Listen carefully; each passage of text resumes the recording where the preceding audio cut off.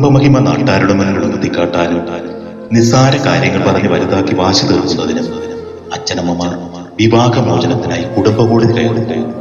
ഒന്നുമറിയാതെ അതിൽ മുഖസാക്ഷികളാകുന്ന മക്കളുടെ ജീവിതം ചീട്ടുകൊട്ടാരം പോലെ തകർന്നു വീഴുന്നു. അത്തരത്തിൽ ജീവിതത്തിന്റെ ആരംഭഘട്ടത്തിൽ തന്നെ ബലിയാടാക്കപ്പെട്ട ഒരു മകൻ തന്റെ കൂടപ്പറപ്പിന് എഴുതിയ കത്തിനെ ആസ്പദമാക്കി ഒരു ചെറുകഥ, ഒരു തുറന്ന കഥ. രചനാ അവതരണം ബിനു പേരയ. ഒരു തുറന്ന കഥ.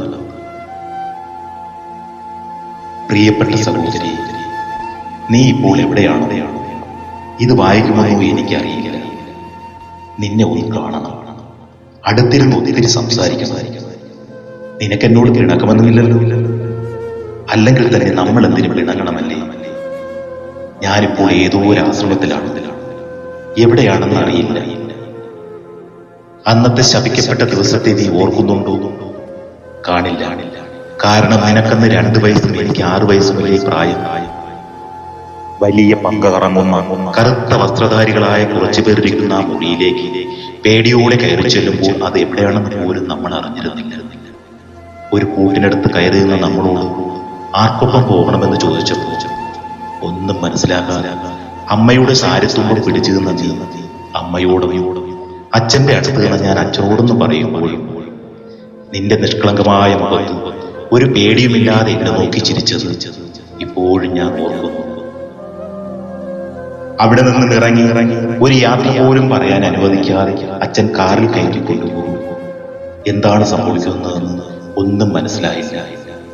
തുടർന്നുള്ള ദിവസങ്ങളിൽ ഒരു രാത്രി പോലും എനിക്ക് ഉറങ്ങാൻ കഴിഞ്ഞിട്ടില്ല.